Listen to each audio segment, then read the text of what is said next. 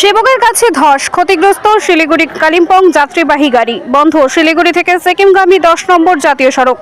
সোমবার সেবকের কাছে ধস আর ধসে ক্ষতিগ্রস্ত শিলিগুড়ি কালিম্পং যাত্রীবাহী গাড়ি। এরপরই বন্ধ হয়ে যায় বাংলা সিকিম লাইফ সাইন 10 নম্বর জাতীয় সড়কের ওপর দিয়ে যান চলাচল। জানা গিয়েছে, এদিন সকালে একটি যাত্রীবাহী গাড়ি কালিম্পং থেকে শিলিগুড়ির উদ্দেশ্যে আসছিল। ঠিক তখনই সেবকের বাঘপুলের কাছে পৌঁছতেই যাত্রীবাহী গাড়িটির ওপর ধস পড়ে। এই দেখে তড়িঘড়ি গাড়িতে থাকা যাত্রী থেকে শুরু করে চালক কোনো মতে গাড়ি থেকে বেরিয়ে যায়। ধস এতটাই ছিল যে ব্যাপক ক্ষতিগ্রস্ত হয়েছে যাত্রীবাহী গাড়িটি। এই দেখে তড়িঘড়ি স্থানীয়রা খবর দেয় পুলিশ প্রশাসনকে। খবর পেয়ে ঘটনাস্থলে ছুটে যায় সেবক ফাঁড়ির পুলিশ এবং প্রশাসনিক আধিকারিকরা। পুলিশ সূত্রে খবর, ধসের কারণে ক্ষতিগ্রস্ত হয়েছে যাত্রীবাহী গাড়িটি। তবে এই ঘটনায় কোনো হতাহতের খবর নেই বলে